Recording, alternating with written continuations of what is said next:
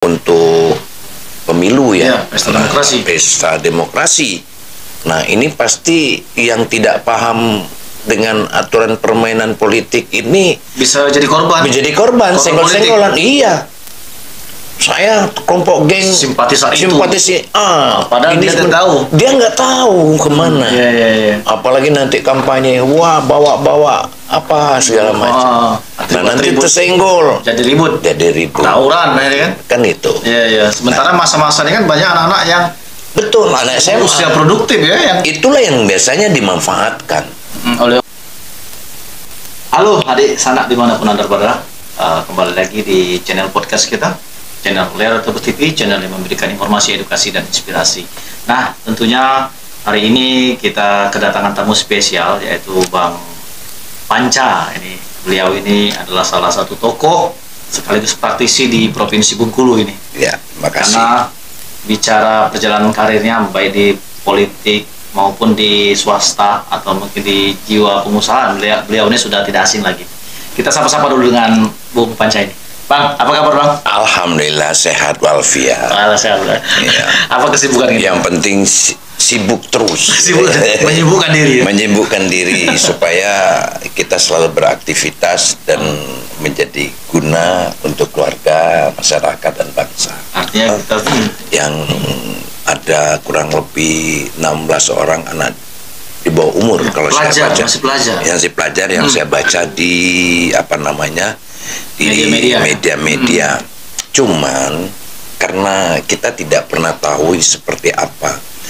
Apakah karena dianggap rame-rame bawa senjata tajam, ya toh, itu dikatakan begal. Ya. Nah, apakah benar yang foto-foto yang disebarkan itu adalah korban daripada begal itu? Nah, ini kan belum ada rilis dari kepolisian atau penyidik. Nah, kenapa? Kalau yang kita ketahui di mana-mana itu yang namanya begal itu nggak rame-rame, ya toh. Paling-paling udah 2 orang, paling banyak 4, ya toh. Ini yang lain sampai belasan, ini sampai belasan dan anak pelajar. Nah, yang kedua saya lihat itu geng biasanya. Kalau rame-rame itu geng. Nah, mereka itu kalau geng ini kan sasarannya juga tidak perorangan. Ya, dan bukan juga tidak kriminal yang mencuri atau menjamret ya. Itu. Nah, kebanyakan kayak kita ketahui di Jawa Barat itu pernah kan mereka sampai dikejar-kejar, itu ada keributan awal gitu. Nah, dari keributan awal ini kan kalau kita ngecek Bengkulu itu gerombol gitu, gerombolan mengejar. Nah, ini. Nah, yang terakhir saya dapat informasi juga cuman diambil HP gitu ya kan. Nah, karena saya sering ada juga menangani kasus seperti ini beberapa bulan yang lalu, itu ada 6 apa 7 anak seperti itu. Setelah kita selusuri, awalnya bukan begal. Awalnya itu mereka berpapasan dengan sesama motor, biasa muda, trek-trekan, mungkin minum minuman beralkohol atau makan obat yang terlarang. Nah, ketika berpapasan itu mungkin ada sesuatu yang tidak baik, sehingga kejar-kejaran, ya, karena bandingan ini 7 yang ini 3, takut. Nah, akhirnya dapat berantem. Nah, dilihatnya ada yang tertinggal, HP diambil. Nah, diartikan spontanitas dikatakan begal, gitu kan. Nah, jadi yang ini saya nggak tahu yang sebenarnya masih simpang siur kenyataan. Tapi yang jelas, tapi masyarakat udah ketakutan, udah kayak mana ya, udah ini informasi ini ya. Termasuk anak saya aja nggak berani. Termasuk saya juga. Saat itu Bang, malam itu saya langsung kontak keluarga untuk hati-hati, untuk safety, jangan sampai keluar malam. Tapi sebenarnya ada bagusnya juga, gitu. Supaya warga Kota Bengkulu yang tidak mempunyai kepentingan sekali keluar malam, ya nggak usah keluar kan gitu. Hikmahnya itu. Nah, tapi kalau dalam pelaksanaan ini, itu tadi saya nggak berani ini apakah begal sebenarnya atau tidak. Artinya ini masih dinanti ya? Masih kita nanti kepastian nanti kalau hasil. Sudah ada rilis daripada pihak kepolisian, apa hasil daripada penyidikan dan penyelidikan mereka, dan baru kita bisa nyampaikan. Tapi yang jelas dalam gerombolan rame-rame melakukan pakai motor bawa samurai segala macam, ya yang jelas itu tidak dibenarkan oleh hukum gitu. Kenapa? Karena pertama membuat sajam itu kan nggak boleh karena sudah ada undang-undang darurat ya. Itu nggak boleh. Itu ancamannya tinggi gitu ya. Nah, jadi sampai 5 tahun ke atas gitu. Nah, cuman kadang-kadang ini tadi kita melihat karena mereka ini anak, masih ada yang paling kecil saya baca di rilisnya itu 15 tahun usia. Nah, artinya kan kadang-kadang mereka ini pengen coba-coba, mau merasa jati diri ya kan, pengen dilihat top hebat gitu kan. Wah, saya sudah mampu di lingkungan dia ya. Di lingkungan dia. Nah, harusnya kita para orang tua harus sensitif melihat anak-anak kita. Kalau mereka ada berbuat sikap, gayanya segala macam, patut ditegur. Ya, kan busuri gitu. Ya. Nah, siapa yang sekarang yang jadi bertanggung jawab dalam hal ini? Kalau saya tidak lain daripada keluarga itu, orang tuanya. Yang paling utama ya. Paling utama keluarga ya. Kalau kita memang harus nanti sampai ke dunia peradilan, sampai ke pengadilan, maka orang tuanya ini harus ikut tanggung jawab. Ya. Kenapa? Yang paling tidak dia memberikan kendaraan bermotor itu, anaknya itu jelas di bawah umur. Ya. Dia berarti dia tidak punya SIM. Benar-benar. Karena masih usia rata-rata SMP ya. SMP, ada SMA, berarti diberikan kesempatan. Makanya saya kadang-kadang miris gitu ya. Miris. Ketika dulu anak-anak saya masih di bawah, masih belum bisa mengambil SIM, saya nggak mau kasih anak. Nggak mau risiko ya? Nggak mau saya ngambil risiko. Keras gitu ya. Karena itu tegas. Kita sama doa kita. Benar. Cuman kita kadang-kadang salah mengartikan ya. Salah mengartikan. Seakan-akan kita sayang itu apa ya kendak yang anak kita kasih turutin ya. Biar dibilang teh hebat. Nah, sekarang kan kita lihat aja di beberapa SMA gitu ya. Di SMP kita lihat pagi-pagi atau siang pulang itu ada yang pakai ninja, ada yang pakai mobil gitu kan. Knalpotnya rong-rong pula kan kadang. Ya. Nah, ini juga membuat daripada mental anak-anak yang lain yang tidak mampu akan juga minder dan akan pasti dia punya naluri lain juga. Betul, akan berbuat tunggu kau masanya gitu kan gitu. Bisa-bisa, nah inilah akibat-akibat daripada tawuran-tawuran itu. Masalah sepele aja jadi panjang gitu. Karena kesenjangan sosial yang ada. Nah, yang seperti ini adalah tanggung jawab orang tua dan sekolah. Harusnya dilarang. Jangan pakai motor itu. Tapi sekolah sekarang udah banyak menerapkan itu. Tapi kan ada juga upaya anak-anak ini kadang-kadang kucing-kucingan ada di parkir di rumah tetangga, rumah sekitar sekolah yang memang menyediakan juga. Ini kadang-kadang fenomena itu kita sering lihat itu. Ya, lahan rumah. Karena begini, itu tadi ini banyak imbas daripada hal-hal yang pembiaran dari orang tua ini. Ya. Nah, ketika guru nanti keras, dibilang HAM. Salah. Sampai polisi lagi dilaporkan lagi. Yang punya motor tidak mungkin orang susah. Benar. Orang hebat. Nah, karena power lah nanggung lagi guru sekolah. Nah, akhirnya guru terserah kamu lah, nak kamu jadi nggak jadi sudah. Berbeda pada zaman kita, zaman saya, kita dengan guru itu betul-betul santun dan takut ya. Dan orang-orang tua ketika zaman saya, kita dimarahi guru itu atau kita berantem di luar, nangis, di rumah ditambah. Bukan malah dibela. Bukan dibela. Kalau ini sekarang kayak dibela. Coba bukti. Saya kan sering sekali menyelesaikan permasalahan masalah mediasi ya toh. Anak pakai motor diserempet atau terserempet atau dia yang menyerempet. Apa kata yang mbaknya? Kau pakai motor atau salah kau? Emangnya semua yang pakai mobil itu salah? Enggak. Loh, jelas dia tidak punya SIM. Harusnya yang tidak punya SIM itu tidak boleh menginjakkan motor di aspal. Jalan hitam. Artinya kalau dia masuk di sini udah dia dulu yang salah. Tidak melihat. Nah, inilah harusnya diputuskan ini dulu. Askar permasalahannya. Ini yang kita ceritakan tabrakannya. Peristiwanya.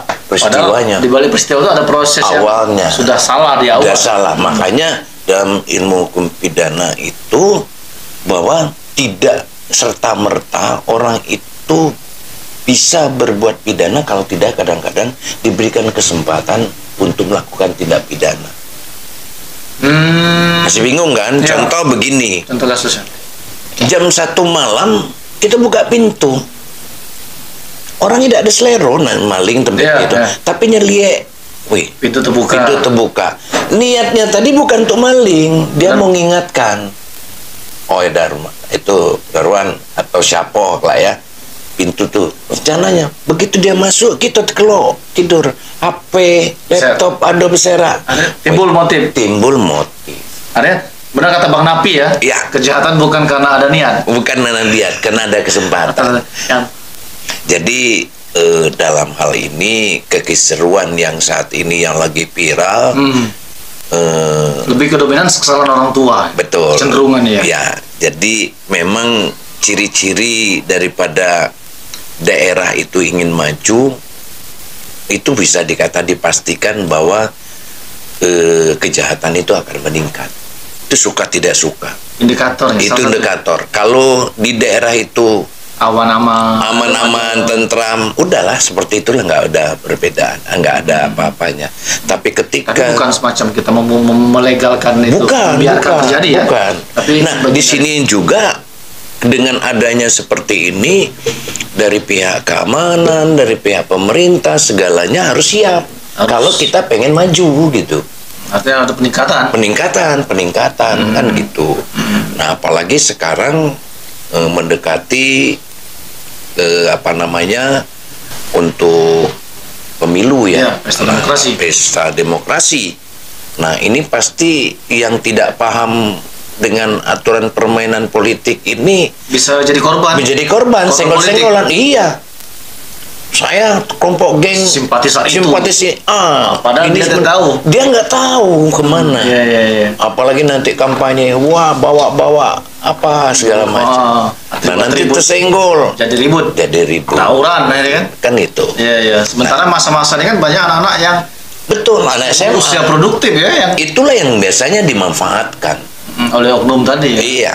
Kalau yang sudah mahasiswa mulai berpikir dia mau kalau demo. Lebih elegan dia udah bermatang mulai bisa mengartikan yang mana benar, yang mana salah. Tapi kalau yang kita takutkan anak SMA ini itu.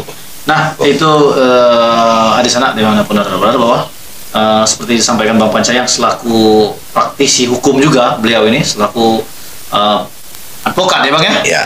Advokat memang dari kacamata beliau dengan peristiwa yang lagi viral ini salah satu yang mungkin tanda kutip patut disalahkan ini orang tua.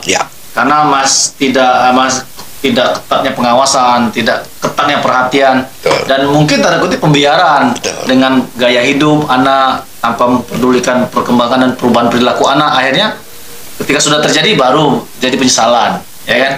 Nah, sementara kalau kita lihat juga, ini juga masih tanda tanya juga publik bahwa dengan kasus ini masih dinanti apakah ini benar-benar murni kriminal yang memang melibatkan segerombolan tadi atau geng ini yang murni motifnya untuk begal yang seperti yang di berita-berita beredar kita simak belakangan ini, atau ada faktornya memang karena tawuran yang bisa jadi korban itu, karena foto yang beredar itu kan belum juga terpublis ini siapa gitu klarifikasi dari pihak para penegak hukumnya. Apakah memang benar-benar korban yang foto tersebar itu memang korban dari ke 16 pelaku ini, atau foto lain dari peristiwa tempat lain yang sengaja disebarkan memang untuk mungkin gaduh? Bisa jadi. Ada potensi itu Bang ya? Bisa.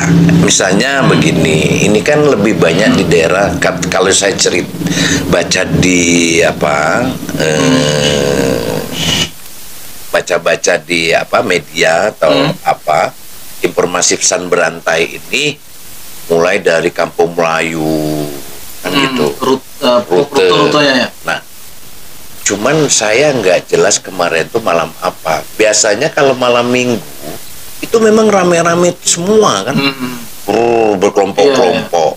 Yeah. Nah, mungkin saya berkemungkinan bukan niat pertamanya untuk begal.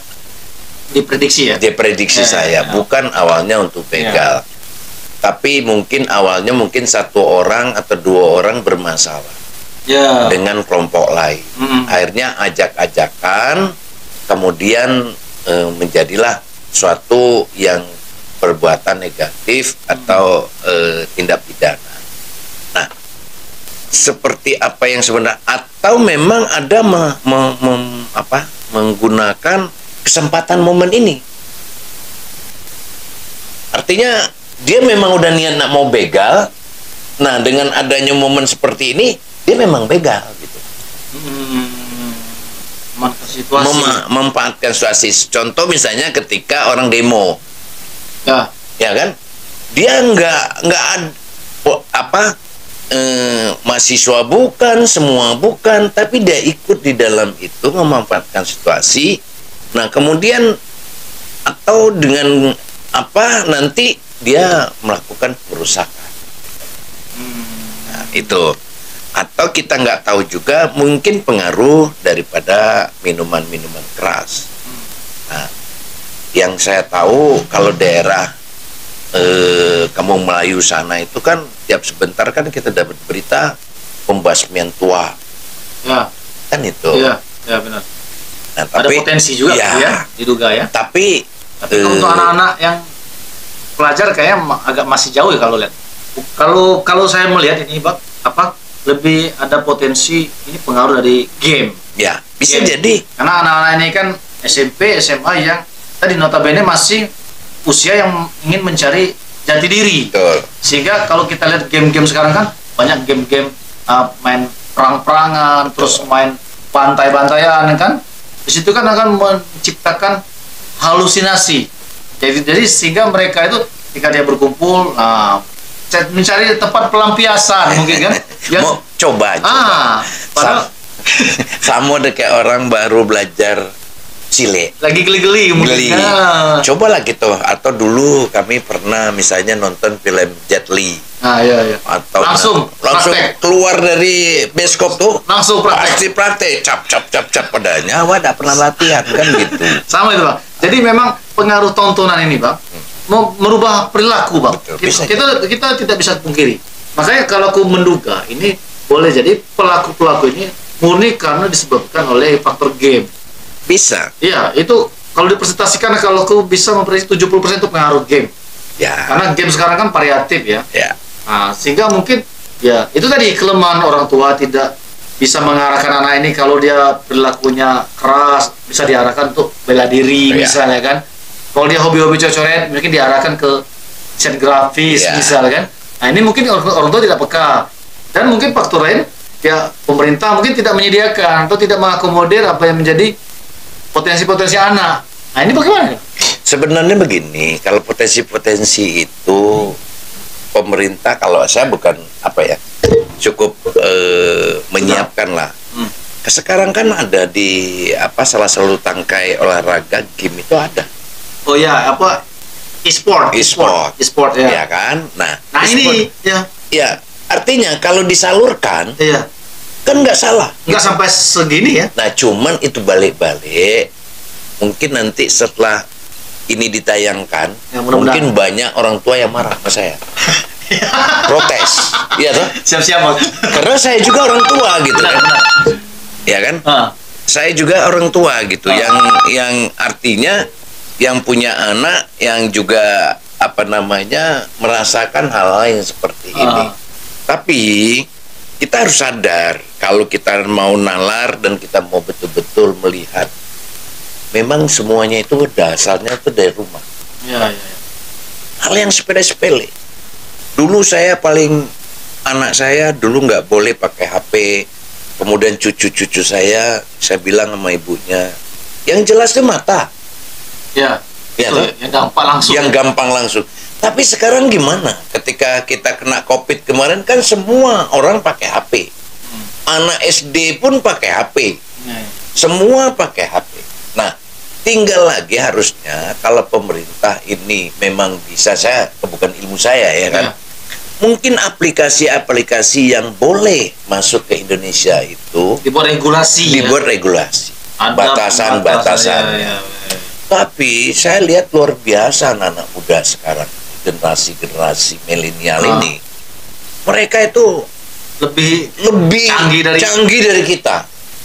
Karena mereka memang hobi untuk kutak-atik. Nah, makanya itu tadi ada wadah seperti tadi dia hobi game. Harusnya begitu. Siapkan wadah game, lomba game ekspor tadi. Kemudian dia hobi tadi IT ya, salurkan. Buat bila perlu buat sayembara, buat aplikasi untuk penangkal ini kan. Betul. Ini sebenarnya wadah juga. Ya, jadi itu tadi kalau semua wadah ini sebenarnya tergantung kita mau atau tidak mau. Nah, kalau masalah tim tadi sudah ada. Memang kalau untuk motor pemerintah kita belum menyiapkan lahan, harusnya disiapkan juga tempat mereka untuk balap latihan tap sore lantaklanyo di situ. Jadi tidak mengganggu daripada orang-orang lain. Itu ada tuh di STQ itu cocok. Ya, tapi kan spotnya. Ya makanya tapi kan sekarang itu kan cuman musiman dan itu tidak juga diperbolehkan. Tapi kan pantai juga sering dijadikan tempat arena dadakan. Itu sering. Kalau dadakan sih sering gitu. Cuman sekarang ini dadakannya kan per berapa bulan gitu. Nah, sementara anak-anak ini kan dia dapat inovasi baru. Misalnya hari ini dia buka di TikTok, lihat wah kalau mau naik ini RPM harus naik pakai ini tes kan. Nah, ngetesnya di mana? Iya, medannya, lahannya. Mau tidak mau di jalan kan dites. Raya, harus diadu kan gitu. Iya. Ya kalau raga tuh kalau mau tahu itu diadu gitu. Karena saya dulu megang biliar, ya kita kalau di tempat kita boleh juara 1. Diadu tempat lain belum tentu. Karena dalam olahraga dan segala macam ini harus ada uji coba yang banyak baru bisa kita paham dan. Nah, ini yang jadi harus perhatian. Nah, perhatian pemerintah dari hal-hal yang seperti ini harus disiapkan bagaimana caranya. Ya toh? Nah, kembali kepada anak-anak muda kita tadi, ya kita orang tua suka tidak suka harus. Karena itu perintah Al-Quran kalau kita yang beragama Islam. Saya rasa di agama apapun sama. Itu amanah. Kalau kita salah, ya salah. Oh, lemah, mempancanya sukses. Ya, menyampai itu saya juga merasa. Ya, kita juga ada proses, kita juga mengalami ya. Mengalami semuanya. Apalagi sekarang udah banyak yang bebas-bebas ini. Mau minum tua di mana aja sudut dapat. Nanti kalau saya ngomong begini, karena Pak Polisi. Ya lah? Ya, benar. Sampodin beli mudah didapatkan, harganya murah. Ya, benar. Ini fakta nih sering ditemukan. Kan gitu. Tapi kita salahkan juga, ya enggak juga. Ya, benar. Karena di tengah era globalisasi saat ini kan serba mudah diakses. Betul. Dengan kecanggihan teknologi. Ya. Tidak ada dapat dijual di tempat warung-warung offline, dia online. Betul. Kira-kira kan gitu. Sekali dia beli satu rame-rame misalnya orang 20 patungan bisa sekardus besar. Nah, iya. Harganya cuma separuh kan gitu. Nah, inilah yang kadang-kadang. Makanya pengawasan itu lebih diintensikan tuh di orang tua. Di orang tua, di keluarga. Makanya ketika orang tua tuh melihat ada gelagat anak ini perubahan sikapnya sudah di luar, di luar akal, di luar nalar, terus di luar yang biasanya ini patut ditanya, patut ditelusuri ya. Bila perlu cari apa. Ini kan kadang-kadang karena ya biarlah asal dia nggak ini ribut reset segala macam. Kan ini juga kebablasan juga ini. Jadi sebenarnya ini juga bukan ranah kita. Ranah kita ini kan psikologi, harus bercerita. Kemudian kalau di sekolah sekarang kan ada guru BK-nya, kan harus seinten untuk berbicara tentang ini kan gitu. Nah, cuman itu tadi pengaruh orang tua. Sekali lagi peran orang tua sangat dibutuhkan. Karena saya lihat dulu ada di SMA 1, ingat kejadian guru murid mukul guru? Ya ini kan derajang lebung itu ditapel orang tua. Nah, akhirnya apa? Akhirnya ya dikeluarkan marah. Ya toh? Tidak terima. Nah, ini ada power sedikit. Kan goyang gitu. Sekolah kita harus makanya menempatkan sesuatu hukum itu di atas rel. Memang masalah anak-anak ini memang ada kebijakan khusus dari undang-undang untuk menindak daripada anak-anak itu yang tidak mana langsung ke pidana. Tidak bisa dipidana. Iya bisa. Misalnya kalau dia dari umur 14 sudah umur 14 ke atas itu sudah bisa menerima dimasukkan dalam penjara, di sel yang segala macam. Cuman kalau dia baru pertama itu harus kita lihat dulu, jangan langsung kita masukkan. Kenapa? Mereka ini anak ini masih itu tadi cuci coba. Harusnya direhabilitasi. Boleh. Jadi tempat, makanya dulu kan ada yang namanya sel anak nakal gitu kan. Terpisah. Jadi biar psikologisnya tidak terlalu depresi. Tapi kalau dimasukkan langsung di tempat umum, itu yang bahaya. Bisa terkontaminasi ini. Yang tadinya cuma iseng-iseng mungkin jadi aktor utama nanti kalau dia keluar. Karena banyak ilmu yang didapat. Nah, tapi kadang-kadang saya selaku orang yang bergelut tentang itu, kita masih setengah-setengah gitu. Nah, mungkin sekarang ini kan banyak malah pelajar-pelajar ini jadi bukan bandar, jadi pemakai. Bukan pemakai, kurir. Ya kan? Ya mereka yang penting dapat duit 100, mungkin 200. Tapi dia jenak. Jadi akhirnya dari sini akan melesat terus. Nah, yang seperti inilah yang harus kita rehab. Supaya tidak lagi melakukan. Memang betul. Jadi mungkin kalau dia pemakai, kita lihat pakainya seperti apa. Jadi kalau dalam permasalahan kayak gini inilah misalnya dari 16 ini kita harus betul-betul diteliti satu persatu. Misalnya ditanya betul untuk apa bawa samurai, kemudian unsur-unsurnya itu makanya dilihat kita pendekatan secara sosiologi, secara kekeluargaan. Tapi kalau dibuat misalnya kekerasan, ini kadang-kadang menempah dia mungkin jadi. Tapi tidak keras juga, salah juga. Artinya disesuaikan. Kayak kemarin, kayak kemarin di foto kan, dia disuruh jongkok, dibariskan, nggak ada masalah. Cuman itu harusnya langsung dibumbui dengan kata-kata yang lembut. Nah, itulah kemurahan. Jangan ditertawakan. Itu nampak kemarin? Ya, kalau saya lihat itu ada cepeh lah ya. Nah, tapi kalau dia sampai di punggungnya mungkin kita beritahu, nah itulah. Inilah kalau kalian, ini baru yang sebatas ini. Jadi sambil dinasihati. Edukasi. Nah, kalau ini langsung dinasihati, diingatkan, mudah-mudahan tersentuh ya. Mudah-mudahan tersentuh hatinya. Ya toh. Nah, sekarang ini kenapa saya pikir karena orang-orang tua itu anaknya sedikit. Takutan karena anak cuma 2, cuma 3. Awak bepiti. Jadi apa kendak anak kasih? Turutin ya. Akhirnya anak bijak pala ya. Ya itu tadi enggak dikasih sama lari gitu. Takut hilang anak. kan gitu. Karena anak cuma 2 inci. Tadi mungkin balik-balik pola didikan orang tua ini juga harus orang tua harus belajar juga sebenarnya dengan kekinian, menyesuaikan lah. Jangan pola-pola yang seperti kita dulu kan, main pecut tidak masalah anak-anak kan. Kalau sekarang bisa dilaporkan kira-kira. Iya. Ya kan? Jangan salah-salah, bahaya itu. Nah, jadi artinya orang tua ini kita tidak menyalahkan orang tua. Nah, saya juga selaku orang tua menyadari itu bahwa memang penting dan orang tua memang harus ekstra benar.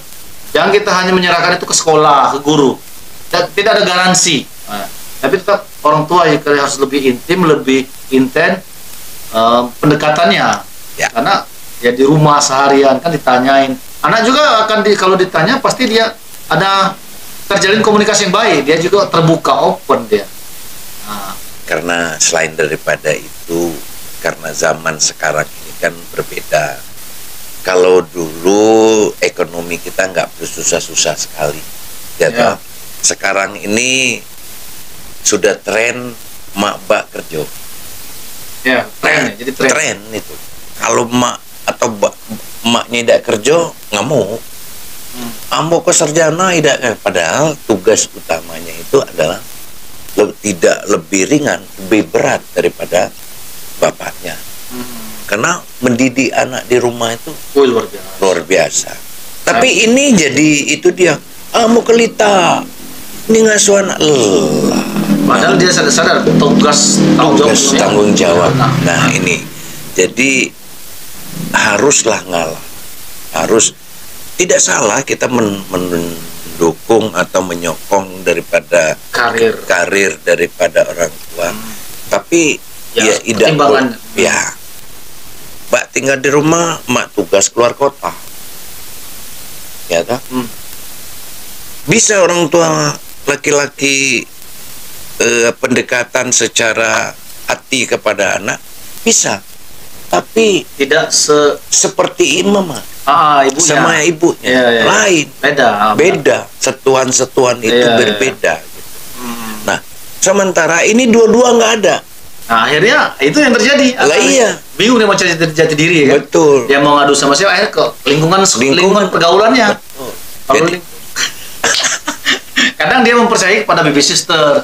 Akhirnya dia jadi anak baby sister kan? Ya. Nah, masih lumayan kalau baby sister. Kalau itu baby sister mungkin masuk kepada orang-orang yang tidak benar. Nah, akhirnya dia terkontaminasi. Nah, ini celakanya itu. Nah, iya. Ciloko 12. Yang penting berapa? Saya sering keluarga berapa kok kasih anak ke sekolah 50.000. Wah.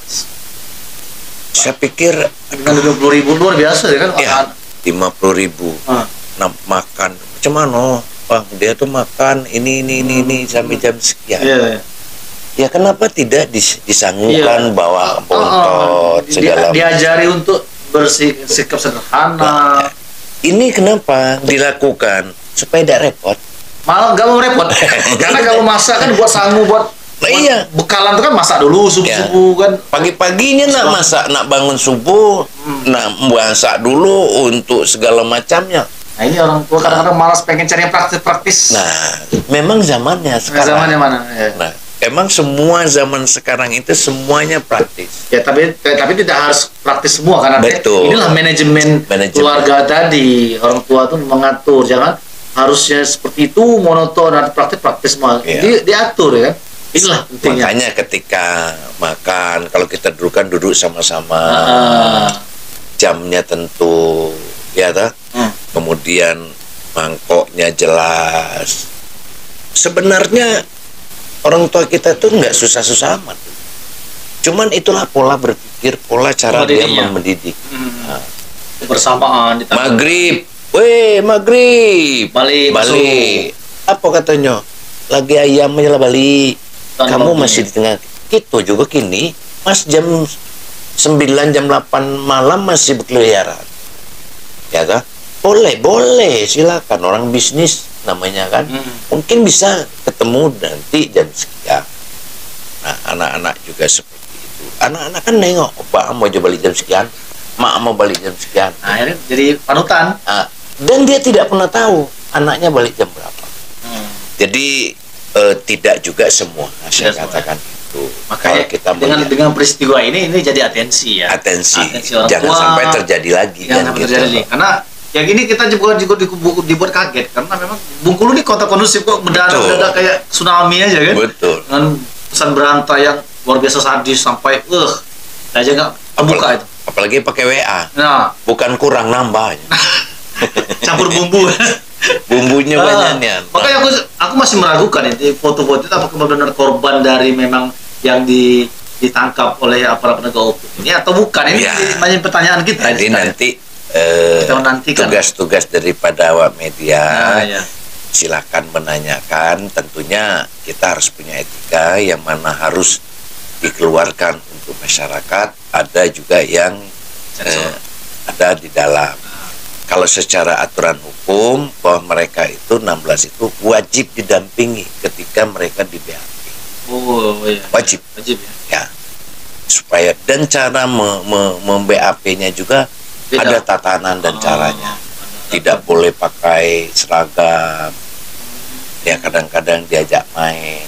Karena anak di bawah umur ini perlakuannya berbeda. Khusus. Ya. Termasuk dalam persidangan juga kan nggak boleh pakai toga. Jaksanya nggak boleh pakai atribut yang lain. Jadi dan sidangnya pun tertutup untuk menjaga mentalnya. Jadi bawah umur. Jadi berlaku dalam pemeriksaannya nanti harus didampingi oleh bapak segala macam. Ada persyaratan. Cuman lebih diutamakan kepada musyawarah mediasi agar sampai kalau dia pertama harus tidak, kalau bisa jangan dulu kasih kesempatan untuk berubah. Nah, kecuali ada yang udah beberapa kali buat perjanjian segala macam masih melakukan, ya udah kasih shock terapi supaya yang lain sadar bahwa yang gawat ini mereka enggak kita paksakan kena. Nah itu yang jangan itu. Itu balas dendam nanti. Mereka balas dendam. Ini justru memunculkan niat lain nanti berjalan. Akhirnya tadinya masuk untuk bagus tapi masuk ke dalam jadi sekolah dia. Kan itu. Jadi mungkin nanti shock terapinya mungkin di sekolah, jadi buat peringatan sama gurunya, buat perjanjian bila perlu masukkan di rehab, ya toh sekolah tetap, tapi pulangnya di rehab nanti dikasih banyak pencerahan sehingga mudah-mudahan mentalnya bagus dan ke depannya. Wah itu, semoga saja dari hasil diskusi ini bisa memberikan inspirasi sekaligus memberikan edukasi kepada semua kita ya, semua kalangan bahwa memang persoalan yang terjadi ini kompleks dan melibatkan semua pihak, baik itu orang tua, pihak sekolah, pemerintah, ya kan, untuk sama-sama ya saling mendukung. Karena anak-anak di usia SMP, SMA ini usia produktif dan mereka akan menjadi generasi penerus ya daerah bangsa ini, ya kan? Yang jelas generasi peciplak.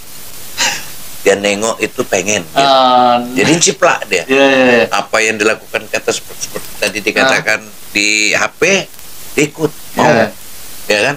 Cuman macam itu. Nah ini atau orang berpakaian macam itu ikut-ikutan dia mau pakaian kayak gitu, jadi suka meniru ya. Oke. Nah itu saja obrolan kita, semoga bermanfaat. Di akhir video kita jangan lupa kami ingatkan like, comment, dan subscribe. Dan sekian, kami undur diri. Kita akhir dengan tagline kita, Bang. Iya. Realita Plus TV Channel Berdebis. Lalu ulang lagi. Realita Plus TV Channel Berdebis. Kami hari wabillahi taufiq wassalamualaikum warahmatullahi wabarakatuh. Assalamualaikum.